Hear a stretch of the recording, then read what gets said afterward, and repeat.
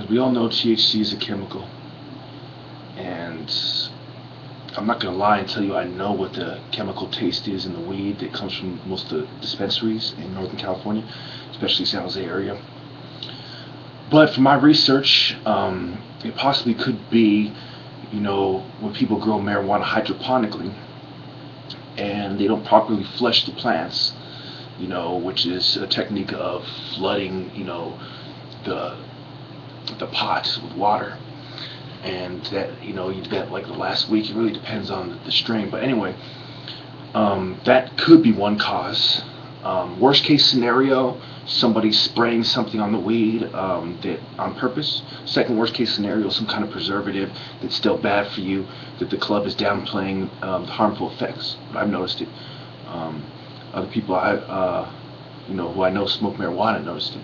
At this point, I'm no longer at liberty to say whether or not I smoke marijuana, because now I live a professional life and I changed my life and turned to God, and I have professional image to maintain, believe it or not.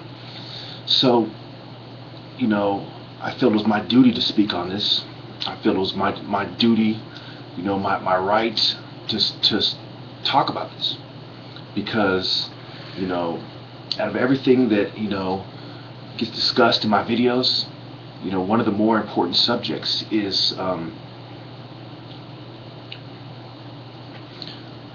what happens to you in your daily life, whether or not you hold a political view or not.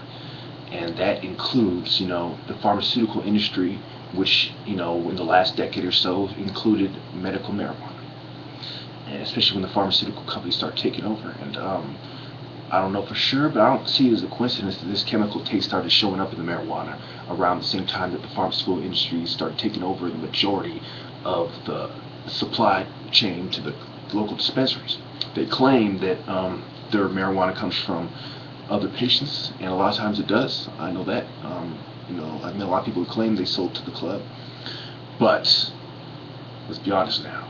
It's all about money, and if someone can supply them a large amount, for a low price, that's what they'll go for. So I feel like these people who are selling these type of marijuana at the club, they know very well, what's going on, or that something's wrong, but they're not doing anything. That's what appalls me the most. It's like, how can you be in the movement and care about herbal remedies and care about the people, and then turn around and not care when there's chemicals in the medicine?